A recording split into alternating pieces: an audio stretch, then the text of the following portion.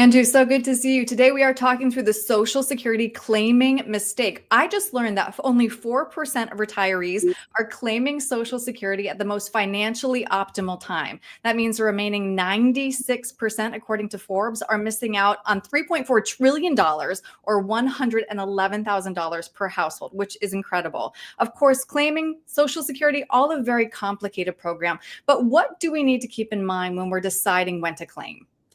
Those are big numbers, Aaron, and you're spot on, right? This is such an important decision for families, and it's one of the building blocks of the rest of your retirement, right? Yeah. So I think it's so important for a family to understand all that goes in to making that decision.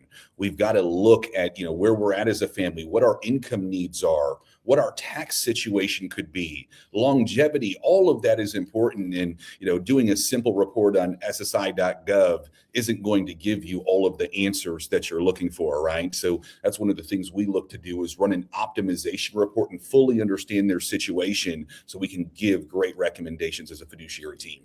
Yeah, you bring up a great point. And just to throw one more stat at you, 1/3 of people claim as soon as they're eligible at the age of 62. It's known as panic claiming. Why is that? Yeah, and that's exactly right. Great reference there. Panic claiming happens. I think it's happened more, recently because you saw what came out from the Social Security Trust Fund that unfortunately, if there weren't some major changes, that there may be a reduction in benefits starting in 2034. So I think you see people that have worked so hard all of their lives, contributed to this, and they want to make sure that they receive, what they've contributed back out of it. So I think that's a big piece of it. hmm And I know that you're always thinking about the family when you're creating these financial plans for people. So how do the strategies change if you're married?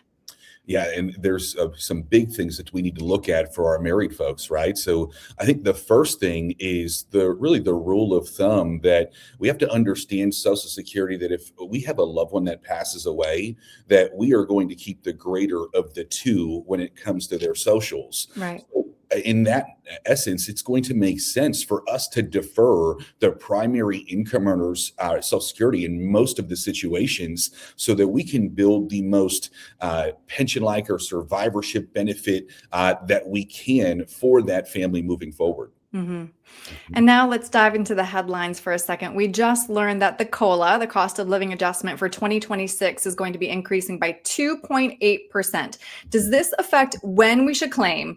And do we still get that COLA if we wait to claim?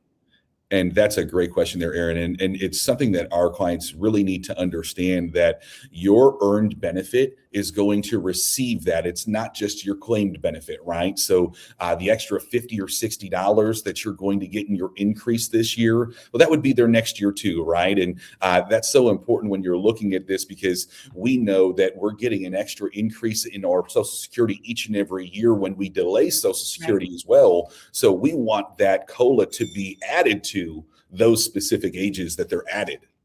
Yeah, really good point. All right, Mhm. now let's end with one of the biggest questions people have about Social Security. How is it taxed? I think a lot of people don't even realize that Social Security is taxed. And then what can we do to reduce that tax bite? Yes, absolutely. Social Security absolutely is taxable. And when we're planning, that proactive planning is what's going to avoid some of the pitfalls, right? So we know that benefits, when we are claiming and still working, whether it's coming from employment, 401ks, IRAs or pensions, what happens is we see that we're going to have up to 85% of our Social Security become taxable Wow. when we hit our thresholds. And when we look at, what that means for us with our earnings test, we show that just over 23,000, anything over that under the age of 67 is going to get you a reduction of $1 and $2 that are given to you from Social Security. And Mhm. when we get to 67, they increase that number to about 65,000 in earnings. And we still will see 1 out of 3 will be withheld, at that point in time if we go over that earnings cap. hmm And so, again, to lower the taxes, as you mentioned, proactive planning is key. One strategy that we should all consider right now at this point would be Roth conversions. How does this help? Yeah, it's such a big piece of retirement planning, especially when you look at the major changes that took place underneath the Secure Act, where they downgraded IRAs and retirement income planning and then estate planning, and they have upgraded Roth conversions in a major way. So part of the planning process is understanding that you have money's in a couple different buckets typically when we get to retirement. And all of those 401ks and 403bs and all those different earnings in our IRAs, when we go through and we convert those over to the Roth, the tax-free bucket, well, it's paying the tax today and having earned income from that today. So we have to be cautious to make sure we don't put ourselves into, a situation where our Social Security can be affected or we go into other tax brackets. Right. There's so much to consider. I really appreciate talking this through with you, Andrew. It's apparent kind of how complicated this is and that there is no cookie cutter answer for when you should be claiming Social Security. So, if somebody would like to sit down with you and crunch the numbers and figure out when they should claim, what's the best way to reach you? Most certainly. So they can send us an email. My email is awagner@wagnerwealth.org, or you can reach out to any of our offices in Charlotte or in Florida, and we most certainly will look forward to speaking to you.